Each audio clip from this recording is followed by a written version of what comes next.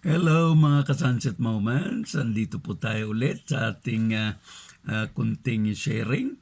Pasensya po nung Sunday kahapon, busy talaga pag Sunday, no? Sa church at sa mga fellowship and family counseling. Kaya talagang hirap ipitin talagang oras pag linggo. So Lunes po ngayon, and I just want to share kung ano yung mga pangyayari sa dalawang araw ko. Kahapon actually na after sa church, may nag-invite sa aking isang madre at kasama ko ang mga kababayan natin, mga Pilipino, Pilipina na nakatira rin dito. Mga Katoliko sila at galing kami sa simbahan noon. And then in-invite kami ng matanda ng madre. Yun pala na marami silang mga gamit kasi isasara na yung mga parang old na monastery ba yun? Seminary nila. And doon na lang sila lahat-lahat sa isang bago. No? Pero yung mga gamit nila, hindi na nila makarga-karga, mailipat-lipat. Kaya ang daming mga gamit doon na gusto na lang nilang ipamigay. Na, well, practically, mahirap din talaga nilang alagaan o ano man ang gagawin nila doon. I-online selling ba nila or what. Kaya ipinamahagi nila sa mga kapwa nila, mga na naniniwala sa Diyos. Kaya sumama rin ako sa isang kapitbahay namin dito na may magandang van.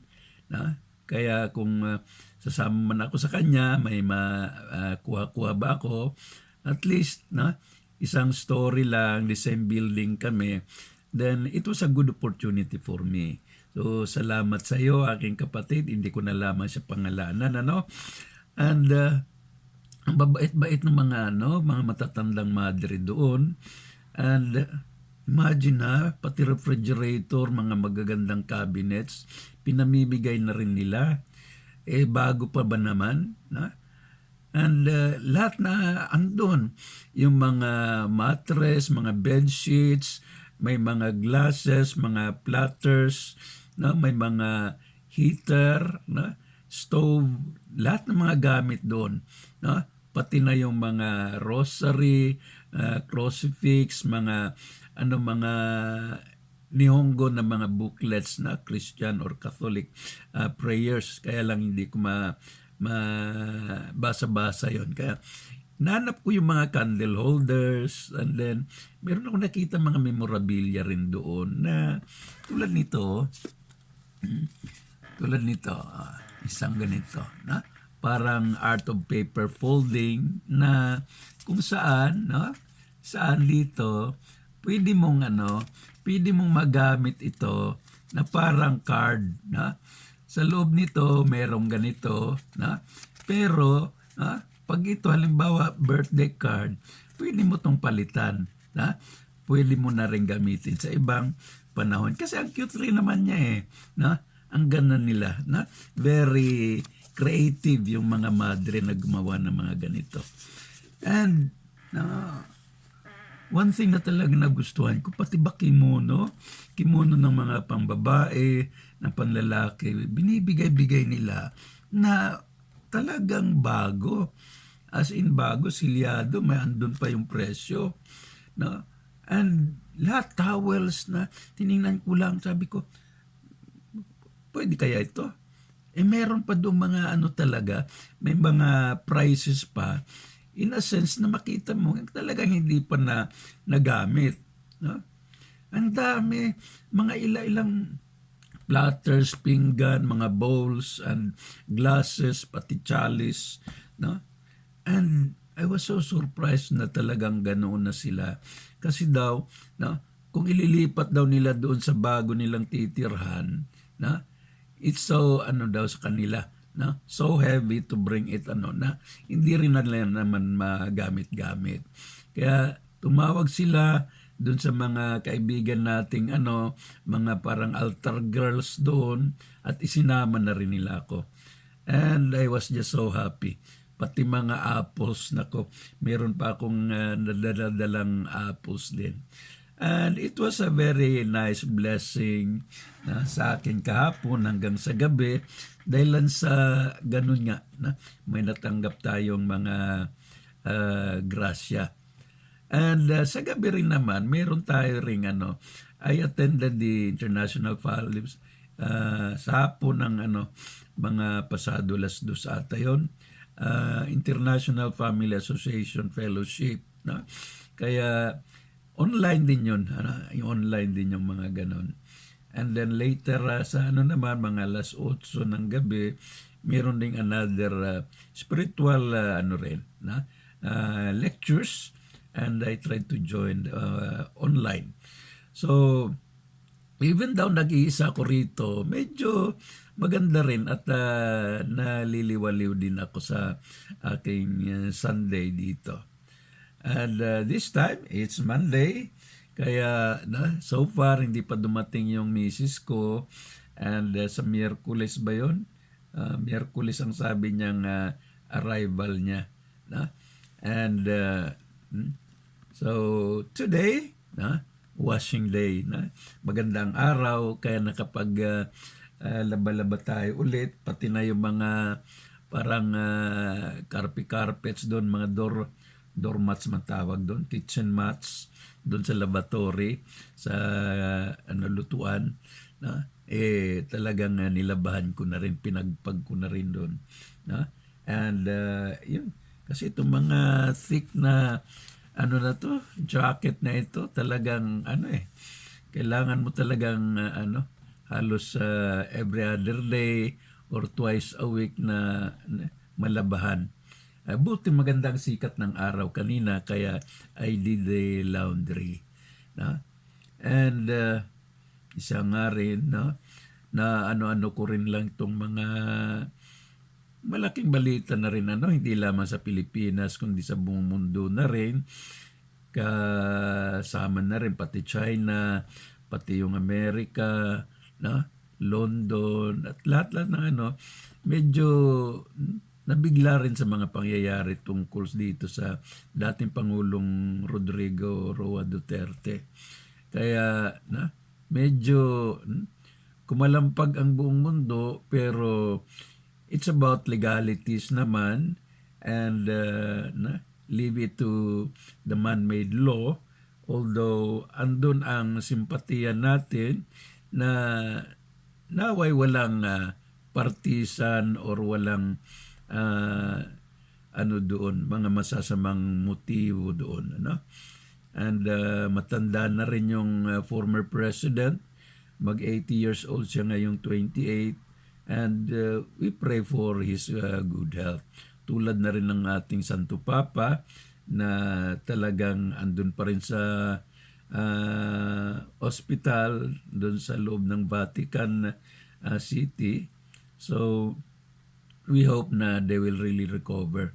Pati na rin si Bishop Rene Balienas pala, ang leader ng ACE, Association of Christian Evangelists. So marami na rin mga talaga, mga kaibigan, mga leaders, mga interreligious ba, political leaders, civic leaders, kahit na sa mga relatives ko rin, aging problem, kumbaga. Kanina rin nag-research ako itong mga kumakati-kati dito, bakit masakit dito. Yun nga daw, the bottom line is aging problem. Kaya lampasan lamang natin ito. Isang sharing ko nga pala doon sa fellowship kaninang umaga, alas 8:30 yon, na ang topic was all about God's temple, the sanctuaries, panahon ni Moses, kung paano nagawa-gawa yung mga sanctuaries noon, panahon ni Jesus, na ang kingdom of heaven nga daw talaga, yan ang pinagdarasal, pero nasaan na yung kaharian. And then sharing doon na Jesus is the temple of God. So, it's not a material building or physical building, ang templo doon, kundi Jesus as the Savior and who saved us is within us. Kaya ito sa isang Bible verse, don't you know that you are God's temple and God is dwelling in you? Kaya yun ang isang ko nga rin, sharing ko kaninang umaga, na sabi ko, ang mga Katoliko dito sa Japan, mahirap magkaroon talaga ng mga ng mga simba-simbahan, talagang physical building, lalong-lalo na sa mga Pilipino na gusto talaga ng mga Tagalog, English masses, ganyan. Kasi yun, nagre-renta-renta ng kwarto, social hall for their Sunday service, fellowship, and yun, nabanggit ko lang yun na mapalad kayo't merong mga chapel ba dyan, merong mga physical structures. Pero sa amin dito, we just take the omnipresence, omnipotence of God. No? God is everywhere. Kaya when we do praying, we just kneel down, meditate, and feel in us, within ourselves, na we are with God, we are with Jesus, we are with the Savior, no? We are with the parent of the humanity, and yun, we talk directly to Him, and we just kneel down and meditate and pray silently or in unison, individually, and sing worship songs. Ganun ang nagiging namin dito sa Japan.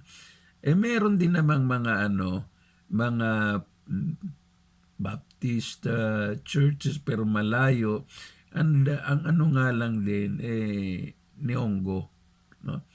Nihongo, and it's about 4 cities away from us here, malayo, no? Dito lang maganda at medyo rin, medyo nagka-gather din ang mga Pilipino community. Kaya once a month, meron ding na i-invite na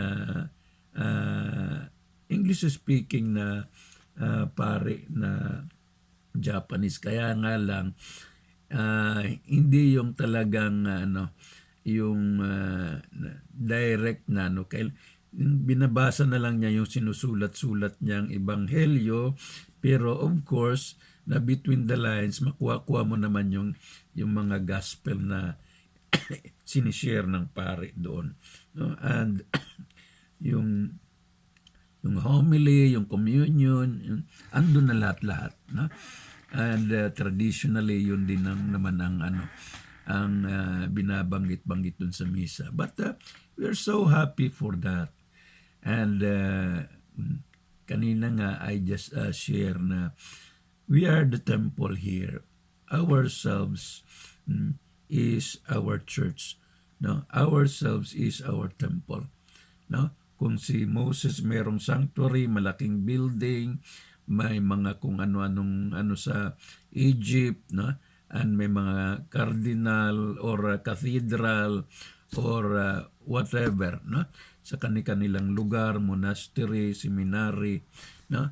Then it's good and they are blessed, but individually we also can put ourselves, no, in the presence of God within us.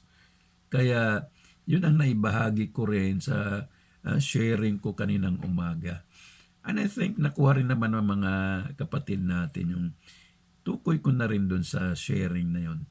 Simple lang, pero I think na tumbok rin ko na rin naman ang message doon, and when I give the sharing, and they got it all, and they appreciate the reflections. Ngayon naman, hapon na rin, nailigpit ko na yung mga ibang sinampay na magluluto. Ano bang lulutuin ko ngayon?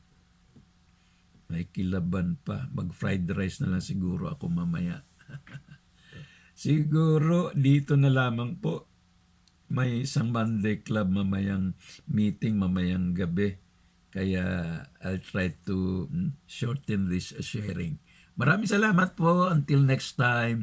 Si Sir Kutaylo po sa ating Sunset Moments. Bye-bye. Thank you.